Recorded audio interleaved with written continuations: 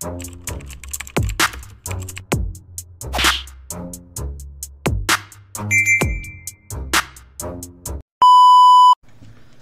what's up mga kumag, I'm back, ang inyong online judge. Walang iba kundi Judge Jinan. Okay guys, bracket B, Atmos 2. Okay, so DJ Kenneth versus Showja. So si DJ Kenneth, I think pangalawang best na natin siyang mapapanood or mare-review dito sa Atmos. Hoping na hindi na ganun yung yung pinakita niyang performance dun sa Atmos 1. Sana hindi na sloppy yung performance niya. Medyo nag-freestyle kasi siya nung time ng tournament na yon. Tapos si Showja naman first time ko siya makapanood at sana ma-impress niya ako kasi siya yung nanalo sa battle na to. So tignan natin kung anong klaseng battle.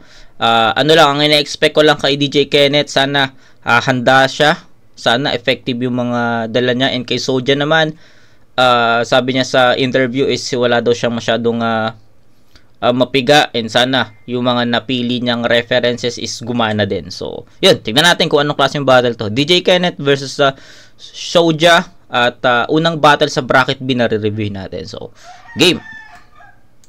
Ng coin toss, pinili niya mauna si DJ Kenneth. Unang banat para kay DJ Kenneth. Yo, insane game! Yay! Ba't kasi kasali ko sa tournament eh? Pwede ba ako sa... Bakit ako nandito? Pwede ba ako sa turna? Bakit ako kasali sa turna kung magsulat ako yung malapit na sa araw? Putang na, intro pa lang, palpak na! Yo, pumunta ka lang dito para mangupal ako, ako nandito para magturo ng kabutihang asal. Ulit. Sheesh! Ulit. Vincent, bakit nandito ako sa turna? Kung magsulat ako malapit na sa araw. Para si Katane, no? Pumunta ka lang dito para mangupal, ako nandito para magturo ng kabutihang asal. Alam nyo ba, kada laban, ultimo natitikman na stash, pinagyayabang. Ayan, pare, requirements yan sa kulungan. Yung tunay, galing ako dun yung tunay ngang may tira, walang mark pero tahimik lang. Ikaw ang pinakamalapit na definisyon ng ma. Anong ulam? Ikaw ang pinakamalapit na definisyon ng ma. Anong ulam? Di ba? Ikaw ang pinakamalapit na definisyon ng ma. Anong ulam? Yan ang problema sa kabataan kapag pinabayaan sa damuhan, kakasindi ng kakasindi, bigla-bigla nagiging businessman. Di ba CEO ka? May sarili kang apparel. Angas ng forma mo, naka-Jordan ka pa, tapos yosi mo camel. Kala mo di ko makikita yung sinindihan mo bago bumatel. Total tournament to, dapat nag-mighty ka, brother. Ayaw mo nun, malakas, sira na baga mo, malakas ka pa. Total, sisirain mo na lang din, dapat nagbalboro ka na. Total, dapat nagmalboro ka na. Ako ang pinakakupal mong makakalaban. Di mo malalaman kung dadating ako o baka di kita sulatan. Gago. Ako, di kita sulatan. Ako ang pinakakupal mong makakalaban, di mo malalaman kung dadating ako o baka di kita sulatan. Kasi, hindi talaga ako nagsulat, binigyan ako ng 1 buwan para maghanda. Nag-prepare ako ng 1 buwan, nakabuo ako ng 1 kanta. Dito ko yun, men. Pumunta ako dito para maganda. Shit, dito choke, men. Freestyle to freestyle. Pumunta ako dito 1 buwan para maganda. Alam mo ba, para dito para maganda. Teka lang, sirahin natin yung 32 lines. Punta ako dito. Alam mo ba, kung dadating ako, ayun talaga, di talaga ako naganda. Sorry. Di mo malalaman kung dadating ako, o hindi ako nagsulat, o hindi ako naganda.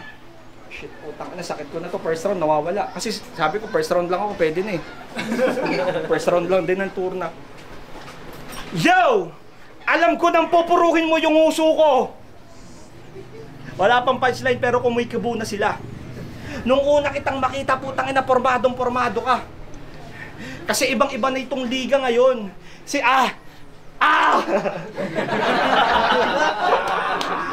Ito mo.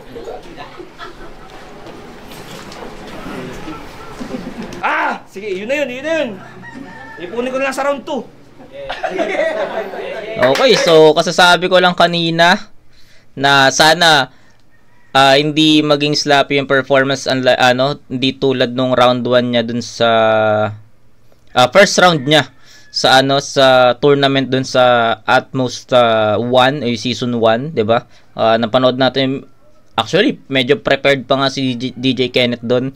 So bandang uli lang siya nawala or nag-freestyle. So yun. Bago tayo mag-start, sinabi ko sa inyo na sana handa si DJ Kenneth, pero hindi pa rin, freestyle pa rin at ineffective pa rin yung naging yung mga na-spit niya dito. So ayun, tignan natin si Soja kung paano niya, actually isang malinis na performance lang galing kay Soja, kayang-kaya na niyang makuha yung round 1. Pero syempre pakinggan pa rin natin kung yung mga napili niyang angles at references for DJ Kenneth. So game.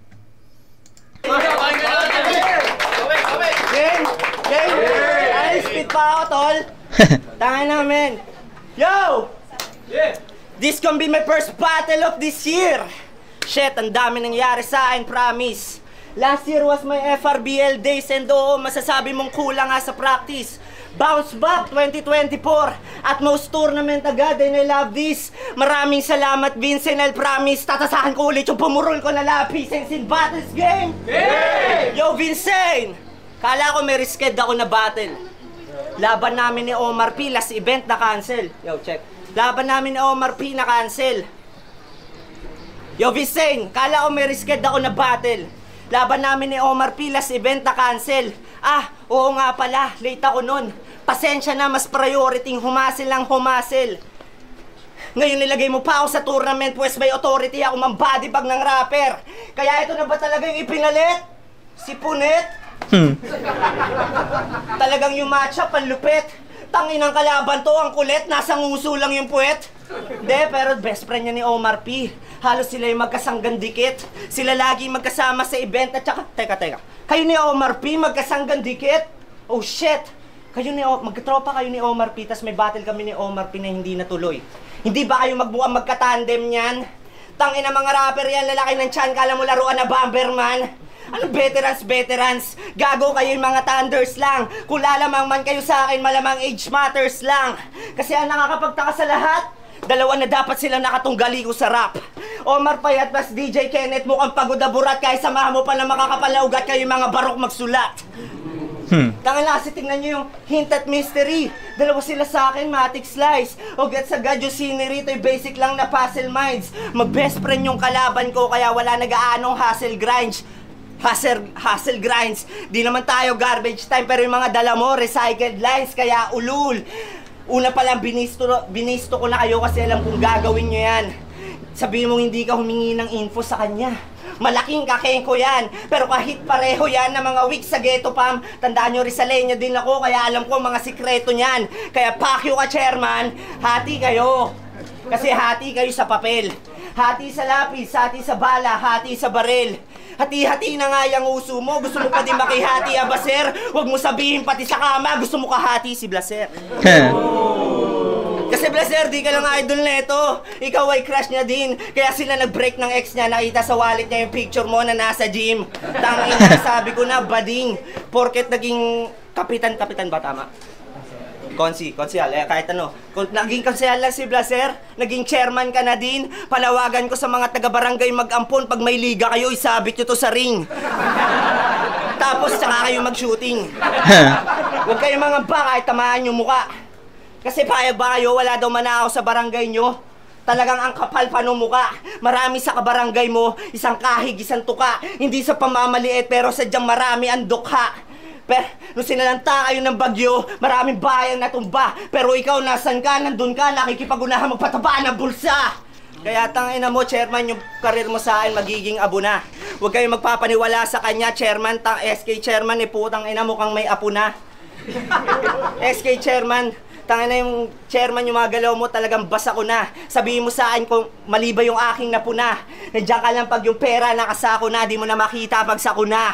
Tangin na mo ka. Ayos yun. SK chairman na nagdodroga, wala nang bago dyan. Mga taong umaasang yung bayan, mababago yan. Sa una maganda yung hangarin, pero pag nandyan na yung pera, magbabago yan. Kaya wala na kayong pinaitang bago, gago, puro pakitang tao lang. Tangina, sa mga naghalal dito, hindi ba kayo aware na kaya niya po yan ginagawa kasi idol niya si Blaser? Dumidikit lang kay Blaser, tapos pili mo, lyrical ka na sir, bumalik ka na lang sa barangay nyo, at least doon meron kang literal na papel. Yeah. Okay, so, yun, sabi ko sa inyo kanina, isang malinis na performance lang ang ma-spit ni Shoja. Although nawala siya ng konti dun sa first half ng round 1 niya. Pero, yun, kahit na bawasan natin si Shoja dito ng puntos, actually sa kanya pa rin no? So, it's a 9-6 in favor of Shoja. So, maganda yung mga ginawa niyang reference, yung kagawad, yung Blaser, nakita yung picture sa wallet na nag-gym. Although, hindi lang ganun ka epektibo yung ibang angulo kasi syempre yung iba, no, hindi ko naman sinasabi na lahat, no, yung iba syempre hindi rin alam kung ano yung buhay ni DJ Kenneth sa labas ng rap, no. So ako personally hindi ko alam kung totoo yung sinasabi ni Shoja na konsehal or something si Kenneth sa labas ng battle raps, no. So ayun, I think most of the viewers, no, yung lalo na yung mga nanood na parang kumbaga na nasabit lang, kumbaga samahan mo ako, nood tayong ganito, di ba? So, diba, may maraming mga ganon na hindi rin maintindihan yung ibang angulo ni Shoja. So, pero para sa akin, ayun lang naman yung pinaka-komento ko, no. Siguro mas malinaw na angulo na maiintindihan ng lahat, ayun lang. Pero kay Shoja na to, men, malinis na performance at sa mga, ayun lang, yung makaka-gets lang dun sa mga sinabi ni Shoja, yung mga nakakilala kay DJ Kenneth na kung ano siya sa labas ng battle rap, no. So ayun, kanya yon, DJ Shoja yon, 9-6. Pakinggan natin sa rounds 2 and 3, baka magkaroon ng mas effective na angulo si Shoja kay DJ Kenneth. Pero sa ngayon, malinis, maayos pa rin naman yon at naitawid niya ng maayos, no? Maayos yung round 1 niya. So yun, sabi ko na nga sa inyo, di ba? Isang malinis na performance lang kay Shoja, kanya na yun. Regardless, no? Regardless kung effective or not, pero syempre depende pa rin sa delivery niya. And maayos naman yung delivery ni Shoja, no? Gustuhan ko naman yun. So yun lang. Round 2 pakinggan natin, baka mas makakuha tayo ng dapat or mas ma-explore pa ng mga linya. So, yun. Round 2. Pakinggan natin. Sobrang kulit mo. Ang dami mong sinasabi. Anong dukha mga takatira sa amin? Naka-subdivision kami. Puro barangay na naman. Kung ano-anong inaatupa. Ganito talaga nagsisisigaw sa barangay kapag hindi kasali sa tupad. Ano sasabihin mo, hindi ka nalista? Puta, hindi ka nalista, di magwalis ka. Anda ka pala ng mama mo eh. Sa totoo lang, Vince, wala na akong plano. Sumali lang ako dito para malaman kung may pang-asar sa akin na bago. Okay. Sumali lang ako para may pang-asar sa akin na bago. Kasi kung usapang titulo, di naman sana ako sumampa. Akala ko ba rap battle to, men? Bakit nagdadrama ka? Huwag mo akong pormahan sa akin ngayon, sabihin mong matikas ka. Ulul, nakita kita sa inyo, nakabalaklaba ka. Yung mga rapper ngayon nagbabalaklaba, putang ina, wala. Di ko malaman kung bakit. Sana makita kayo ng mga motovlogger, no, tas magpapaluin kayo ng helmet. Tangina, corny ang puta. Ang dami niyong sinasabi, mga mukhang tanga, pinipilit kasing gayahin yung mga niga, di naman bagay sa kanila. Tangina, ito na naman. Battle na naman, imbis na nananahimik, sumasagot ng call. Tinabat nyo ako, ako'y literal na may galaw, tawagin nyo akong Bolbol. Okay, Bolbol. Bakit ba kasi ako sinali dito? Hindi naman dapat. Itong kalaban ko, pag sinunto ko to talagang ito'y lalapat. Anong sinasabi mong hinatian ako ng sulat ni Omar? Putang ina, nagchochoke nga ako eh. Alam mo, ang sama ng loob niya sa'yo. Bakit ka daw hindi dumating? Talaga namang sobrang magic din, hindi ka pumunta, finals yun ng insane. Nung Motos di rin ako dumating. Ang problema lang, may med-cert ako, mas magaling akong umakting. Pangalan pa lang ng lugar nyo, parang inaasar na ako. Kasi angon, no? Ito'y laban ng ito'y laban ng taga-Tanay kontra taga-Angon, no? How ironic na ako yung may ganto sa nguso, pero yung lugar niyo yung tunog ngongo. Atay! Tangina, ginanon lang.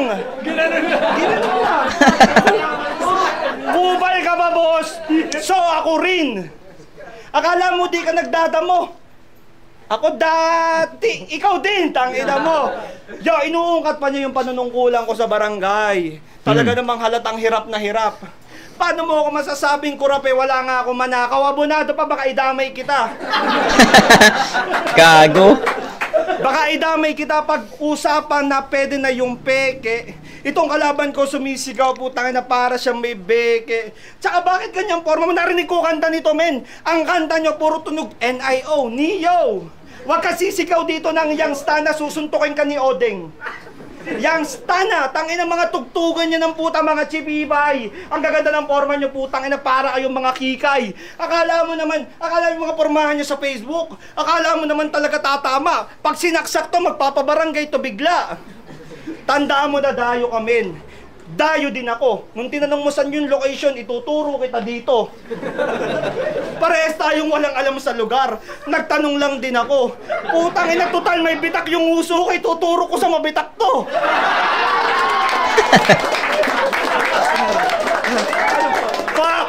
Fuck, 32 lines, tangina, hindi nyo ako mapipigil. Saan ka nakakita ng call center agent bingot na tangina, tawag dun hybrid. Hello, thank you for calling. Tangina mo kung customer kita, i-hold kita ng matagal tapos pagkakain ako ng tinapa. Ikaw wag kang tatanga-tanga, wala ka pang alam sa buhay. Di mo nga, sarili mo nga ang anak, hindi mo mabuhay. Putang ina mo, hingi ka ng hingi ng pera sa mama mo, kachat ko siya. Kaya nga akala niya sa akin sugar mommy lover ako, di ba? Putang ina, patay ka talaga. Kanina, ano akala nyo hindi siya nagchuchok ng first round? Uy, nagchuchok ka, tangina mo, bubuhin kita mamaya. Ikaw patanga-tanga ka. Inaasar na naman ako nito ng ngongo. Gusto nyo ng ngongo rhyme? Yeah! Mamaya, tatangin na.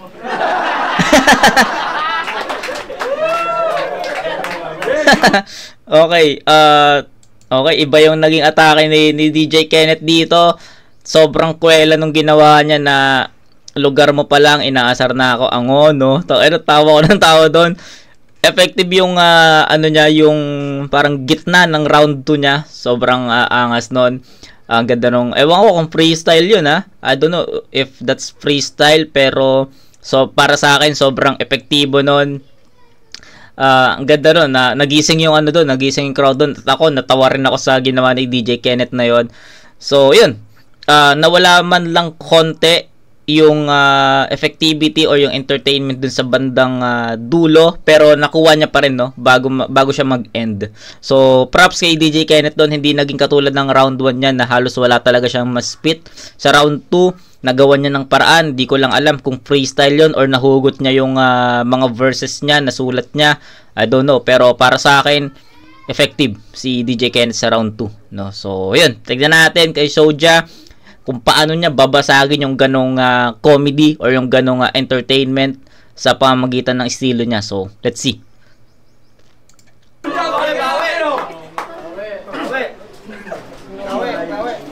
Game, round 2. Game! Tanga na, nag-NBA reference. Puta siya daw si Bol. Pwes patay ka ngayon sa aking comeback, tawagin mo akong Lonzo Ball. Yo, game. Madalas siyang tawagin ditong veterano. Sambit ng mga tito na nauna. Freestyler na sa battle rap may estilong makaluma. Dick Rider pa sa mga kabatch kasi sila yung nagbubunga. Taon-taon pang nasa turna, wala namang kampyonatong nakukuha. Kasi ganyan kapag walang evolusyon yung pagkatha at lirisismo. Sa paggawa niya ng kanta, kuwang-kuwa niya inisko. Kaya ba't siya nandirito? Hip-hop ginagawa niyang sirko. Kaya dapat dinidisto kasi yung mga DJ ay para lang sa disco. Pero ibahin nyo to si Iho. Parang narinig ko na yon, yung disco DJ. Parang narinig ko na yun sa unang battle na review ko kay DJ Kenneth. Parang, no? Familiar sa akin. Inisko. Kaya ba't siya nandirito? Hip-hop ginagawa niyang sirko. Kaya dapat dinidisto kasi yung mga DJ ay para lang sa disco. Pero ibahin nyo to si Iho. Tignan nyo, may lagayan siya ng piso. Pag lumalamig, tangina yung bingot, nilalagyan kating ko. Gago. Kaya yan may tahe. Kaya yan may tahe dahil sa basketball.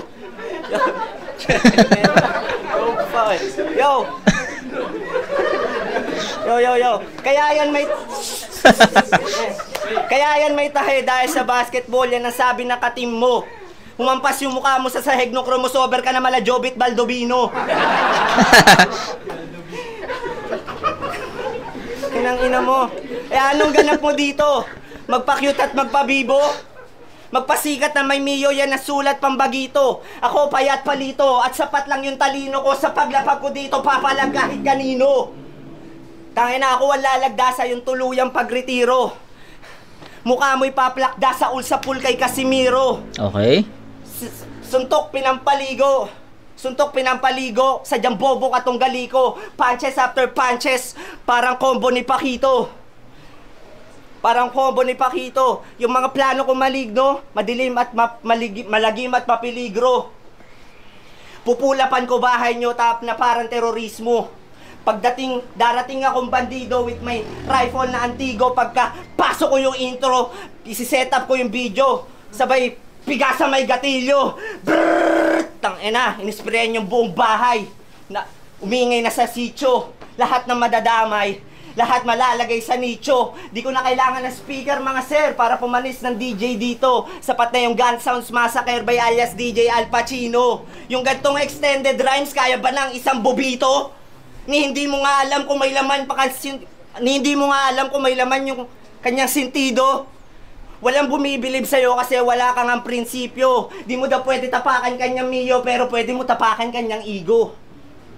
Tangina, kung gaano siya ka-weirdo, huwag niyo na panoorin yung battle niya kay Cinco. Magdamag siya na freestyle parang nagmamaoy na tito. Hindi naman na nag-rhyme. Talagang na-boring, kahit siya na-boring mismo. Talagang sayang lang sa time kung ipapanoorin niyo yung video. Kaya hindi tayo the same. Lalong-lalo na sa estilo. Parang Christopher Kiko na nilaban kay Aristotle Polisco. Crash Bandicoot na tinapat sa Gran Turismo. Ako ay isang huwerbo at ikay isang mojito. Mga bara mo pangkido, mga bara ko'y solido. Mga bara mo malabo, sa akin mas malinaw pa sa iyo. Ikaw ang dahilan kung ba't bumababa kalidad ng arts ng Pilipino. Sobrang copycat mo para kang mga release tambay kap ni Pio. Fuck you, man. Pero baka maraming magalit dyan, huwag kayong overacting. Respeto pa rin kay Sir Pio. Sana mag-improve pa yung designing. Ang tips ko mga pres, para sa marketing at branding, gayahin nyo gantong tahit, sobrang quality nung lining. Gago. Kaya putang... Wait lang. Sige, last line ko na to eh. Kaya tangina mo rin. Para kang anak ka ng papa mo. Tangina mo. Tingnan mo yung itsura mo, putang ina mo, para kang bay. Putang ina, hip-hop sa tanay, tas magbabantay lang ng barangay. Sa labi mo, putang, ako nahuhukay sa labi mo. Tangina, talagang di na maantay. Kung susukatin ating husay, parang labi mo kasi di magkapantay. Okay, so, pababa, no? DJ Kenneth yung round 2 sa score na 8-7. para sa akin malaki yung naging agwat nun. Kasi si Shouja, puta nakakabulol naman yung pangalan nito. Si Shouja, puro starter, no? Nakita niyo naman, puro starter, puro stumbles. Although di naman siya totally choke, pero makikita mo na hindi naging ganun kalinis yung pagtawid niya dun sa round 2, no? From start to finish, makikita natin yung mga stumbles niya, maririnig natin na pautal-utal siya, nawawala-wala siya. Although yes, may mga effective lines si Shouja doon, pero I think hindi yun enough para matapatan yung ginawa ni DJ Ken sa round 2 na I don't know if that's freestyle, no? Pero nevertheless, sobrang epektibo nun, sobrang kwela nun, and para sa akin, nakuha ni DJ Kenneth yung round 2, no? So, yun. 8-7, kanya pa rin yun. Siguro kung naitawid ni Shouja ng malinis yung round 2 niya, bibigay ko ng tabla yun. Pero since hindi, nagkaroon ng stumbles, nagkaroon ng problema sa performance, bibigay ko kay DJ Kenneth yung round 2. Mas epektibo, mas para sa akin, mas entertaining yung round 2. Unlike kay Shouja na technical, although may mga pasok na punches or mga punchlines, pero nababawi yun sa mga starters niya, no? So sayang, no? Ulitin ko lang, kung naitawid ni Shouja yung round 2 niya ng malinis, itatabla natin yun. Pero since ang daming stumbles, daming starters, and kay DJ Kenneth naman sobrang epektibo nung round 2, bibigay ko sa kanya yun. So 9-6 nung round 1 kasi nag-choke talaga si DJ Kenneth na wala siyang masabi halos. Kay Shouja yun malinaw, 9-6. Then ngayon, umangat si DJ Kenneth, bigyan natin ng 8 siya doon. Then kay Shouja naman, bigyan natin ng 7. Buwaba naman siya doon. So, that's 16 for Shouja and 14 kay DJ Kenneth. Lamang pa rin naman si Shouja dito. Tama ba ako? 9-6. Tapos 8-7. O tama, 16-14. Up by 2 points. Round 3, pakinggan natin. Ating husay parang labi mo kasi di magkapantay. Putang ina mo, dapat nag-freestyle ka na lang din. Dami mong dragging para kang Mio. Oh, dragging Mio, mag-drugs ka iho. Gago. Putang ina, yung sulat ko, hindi ko na maalala ano ba to. Sinasabi niyang lumagapak yung mukha ko sa basketball, sepak yung laro ko. Tapos sasabihin mo, copycat ako, tangina mo, proud ako na old school. Kayong new school, putang ina nyo, mga ulul. Pera, hingi pera kay mama. Tangina mo, wag mo ako yabangan ng postura mo, di yan uubra dito sa liblib. Tangina ng itsura mo, kamukha mo si Cinco na may bilbil. Mukha kang payat na may Mio. Yun ang totoo, riders ka pa, di ka nga marunong magmotor iho. Putangin na mo, dapat talaga inilagpas ka nung jeep pahala-hala. Kakasabi ng kisaw, dapat nilagpas ka niya. Tangina mo, dinidistract pa niya ako, gago freestyler ako. Nung nakita ko yung nilabas niyang poster, putangin na, sige, magpe-freestyle ako. Pag sinulatan ko to, putangin na to, para tong graffiti. Talaga namang wala akong masasabi. Tangina, nagpatato ka pa sa mukha, putangin na mo, kamukha mo si Shanty Dope na expired. Mukha nga, kaya mong tumulala. Talaga namang mukha kang pang wildlife. Ngayon naman, ikukumpara natin yung era nyo sa era namin. Tangina nyo mga wak! Nagrarap kayo na tinutugbahan nyo yung tumpak sa tibak. Mga kadire, putang ina nyo, mga mukha kayong pukay kahit ako yung may bingot sa nguso. Talaga namang durog ka sa akin pag sumandal ako dito, talagang nilalait na yung nguso ko. Gusto niyang bumingo without tea. Bingo ka na, bobo. Gusto niyo makarinig ng mga ngongorime. Ang ina mo, maiina ang ina. Nganto bumuga na may niwala na sarili. Hindi ko inaadang sarili ko, ganun lang ako kakomportable. Ayaw mo nun double meaning na. Double language pa. Wala akong itutugmado kung hindi tanga ka. Tangina mo, 32 lines yung sa'yo, 58. Ulul! Pag mo sasabihin mananalo to, isushoot ko to sa baul. Ako pag nag-freestyle talaga namang kwentado. Itong kalaban ko talaga naman diretso, argabyado. Huwag mo ako sisindakin dito, men. Nasa kisaw ka. Baka maging pataba ka ng lupa. Tandaan mo na hindi uubra dito yung mga masasamang tupa. Kasi yung postura mo, men, yan, ganyan yung mga sinasaksak sa amin. Sinabi mo, nagbabantay ako ng barangay. Tangina mo, pag nagpa-blatter ka, di ako dadating sa amin. Di ako pupunta, hayaan kitang magpatulpo. Tapos pag in-interview ko sa tulpo, papaluin kita ng upo. Agriculture bars. Putang ina ka kasi, Vince, sinasabi mong freestyler ako ng Tanay. Hindi ako sanay sa ganto. Pag sumunod ka sa akin sa barangay, iipitin kita sa pinto. Alam ko na, iikot lang to sa isa, dalawang anggulo na kapag pinaikot-ikot sa nguso ko ang tatahi, ikaw na mismo. Tahing kadena to. Dinamay mo pa si Pio. Tinira yung brand mo, Pio, tapos sisip-sip sa'yo. Ulul, mas matanda ka pa sa mga vintage cup. Pag dumaan ka sa amin, putang ina mo, ikaw ang unang ma-hold up. Tapos, nilalait mo yung barangay namin. Tapos, sinasabi mong kurap ako. Men, may pera ka ba? Tulungan mo ako, abunuhan natin to. Tapos, paulit-ulit siya kanina, tangina, sa barangay daw magpaligay, sabit daw ako sa ring. Total, nag-NBA reference ako, putang ina, kaya ko yung yup-yupin. Basta buhatin nyo ako. Putang ina, sayang ang sulat. Hindi ko nabanggit. Ang dami mo ring starter, tang ina, sana dumikit. Putang ina mo, pagangsta-gangsta ka, bulok ang ngipin mo. Humahasel ka pa, bro. Putang ina, confirm nung nag-i-speech siya sa akin, yung hininga mo amoy camel, bro. Dapat pumunta ka sa Saudi. Tapos sumakay ka sa camel. Putang ina, yung bahay nyo, putang ina, walang doorbell. Ayun nga, tang ina tol, kanina pa. Nung nalaman kong kalaban ko'y taga-Angon, no? Vince, may galit ka ba sa akin? Ayokong sumakay ng jeep tapos sasabihin ko, Angono po, papunta sa amin. Pangalan pa lang ng lugar nyo, inaasar na ako. Putang na yung mukha mo, mukha kang gago. Ito na naman ako, sakit kong freestyle kasi nagpi-freestyle din sila kanina. Lahat sila nag-choke. Tangina, sige, wala na, di na magmamatter your 32 lines. Tangina mo, ang nipis ng damit mo. Yan ba'y sarili mong branded? Mukha kang asong payat. Sige, play dead. Okay, so wala. Hindi na naging effective si DJ Kenneth dito, unlike nung round 2, epektibo siya. So proceed tayo kay Showja.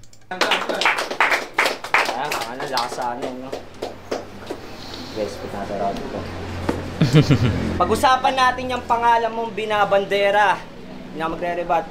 Pag-usapan natin yung pangalan mong binabandera. DJ fucking Kenneth, parang ang sakit sa tenga. DJ play some music at hindi pasok sa tenga kasi we don't need some DJ pag battle format a cappella. Kaya nice. Kaya isang tanong tanga. DJ ka ba talaga? Kung ganun naman pala, ba't nagba-battle rap ka pa? DJ tapos MC, sus, wag mo nga kaming ginagawan tanga ni hindi ka nga marunong mag-produce ng sarili mong kanta. Kaya ba't siya yung opponent? DJ Kenneth na makomment? Ang naramdaman ko lang sa matchup natin, disappointment. Walang alam sa element, sira pa yung component. Kung DJ ka, alam mo gagawin pag nasa moment.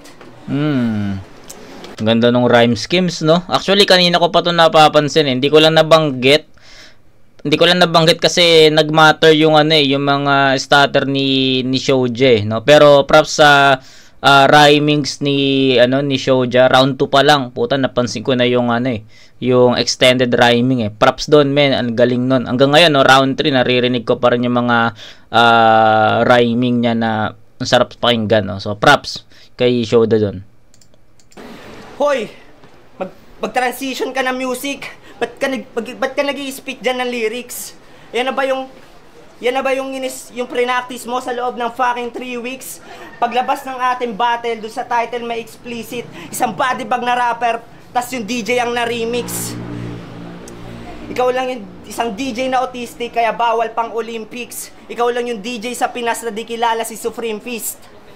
Kaya pag nanalo to sa akin, pare yun ay chismis. Get the fuck out of this battle world. This is none of your business. Tapos tingnan nyo siya magbihis, walang DJ na ganyan kumolor way. Tangina, pangalan po, palang putang ina, hindi na pang Hall of Fame. Sumali ka ng battle rap, di mo alam kung ano ang iyong ipoportray. Kung DJ ka, wag mong idolin si Tupac, ang idolin mo si Dr. Dre. DJ na walang alam sa music, pues sa akin to mahuhook up. Tangina, sobrang wak ng buong sulat. Tangina, sayang lang yung whole track. Huwag ka na magulat kung bakit sa akin ka chinunap. Apply mo style mo sa music, 1-2-1-2 basic para lang boom bap. At hindi niya rin alam yung EDM at saka jazz, techno at flamenco, hip-hop, emo, tsaka dub, step at tsaka reggae, heavy metal, funk at pop. At hindi niya yun alam lahat kung hindi ko pa ni-rap.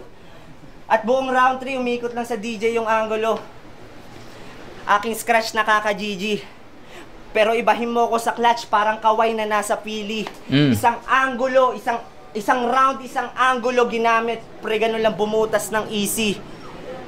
Ganun man dis ng DJ, kaya na-burn ng kanyang CD. Time. Okay. So, yan, simple lang na explanation sa round 3. Actually, sa round 1 naging malayo yung agwat. Kasi, yun, hindi talaga nakapag-spit si DJ Kenneth at hindi niya rin mahugot yung mga freestyle. I mean, hindi siya makapag-freestyle nun, no?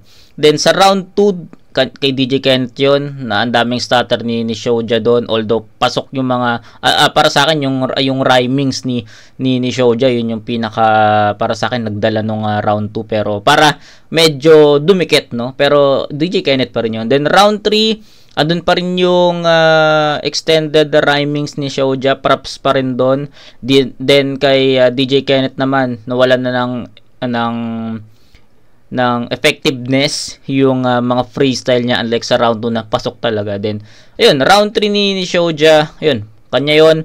Although umikot sa DJ yung buong round 3, pero ayun, mas malinis, mas na-spit niya ng maayos, kanya yun. So ayun, bigyan natin ng 8 si Shoja sa round 3. Then si DJ Kenneth bigyan natin ng 7, no. So DJ Kenneth 6, 8 and 7, 21. Tama ba ako? 21 points for DJ Kenneth. Then kay Shoja 9, 7 and 8, 15, 24. So 24 to 21. 1 and 3 Shoja yon, pero round 2 DJ Kenneth. So yun ang boto ko para sa akin. Shoja. JD2 Koshiware 3-0. Magingay tayo lahat para kay Shoja. Yun, Shoja. DJ Shoja 1 and 3, DJ Kenneth 2. So, yun, pakinggan natin na judges. Yun, pasensya na, medyo talagang struggling lagi naman. Congrats kay Shoja, props yun. Salamat kay DJ Kenneth, kay sa Insane Barrels, sa Insane. Salamat sa mga tropang sumama. Yeah, kita isa sa next round. Yo, kay Mighty Heart FRBL, binoto ko sa laban na Shoja versus DJ Kenneth. Binoto ko si Shoja ng 2 round. Bakit may tugtog? Baka makapera tayo dito. Putulin ko na ba, guys? First round, Haymaker Shoja nagdala noon. Second round, bumawi si DJ Kenneth ng mga Haymaker. As round 3 doon na sila nagkatalo. Mas malinis, mas smooth si Shoja. Yeah. Yo, pinagbasa. Tangina, may tugtog, baka makapera tayo dito, guys. So siguro end na natin. End na natin to, guys, no? Tama ba? Ilang minuto na lang ba? Ilang segundo na lang ba? Siyan ko na lang ng linis ng performance. Para sa akin, mas malinis yung performance ni Shoja, and tumatama rin yung punchline. So, overall, Shoja. Okay. John Legend nga pala. Shoutout sa Insane. Battle ni Soldier versus DJ Kenneth. All 3 rounds si Soldier. Masanda. Pero yung entertainment, nakuha ni DJ Kenneth. Saka yung freestyle ability sa ludo. Pero tournament to eh. Pag pinanalo natin yung freestyle, magaling yung freestyle niya. Pero kailangan perfect, di ba? Sulatan sa performance. Nakuha ni Soldier. Yun lang. Saludo, DJ Kenneth. Okay, so that's it, guys. Hindi ko na masyadong napakinggan kasi yung tugtog medyo malakas. Just nagsasalita pa si Vince. So, ayun. Basta para sa akin, 1 and 3, binigay ko yun kay Shoja. Then round 2, DJ Kenneth yun. So, hindi ko na masyadong maintindihan kung sino yung binoto nila. Yung kay Cynical, parang all 3 rounds ata. So yun, di ko na patatagalin guys para makapag-proceed tayo kay Dave Denver and JL. Nasaan na yung battle na yun? Dito lang yun eh. Eto, so yun. Kita-kits tayo doon mga kumag. So ayan, congrats kay Shoja for advancing. Then kay DJ Kenneth naman, props sa round 2 mo tol. Tangina solid yun. So yun, kita-kits tayo sa next na video mga kumag. Peace out.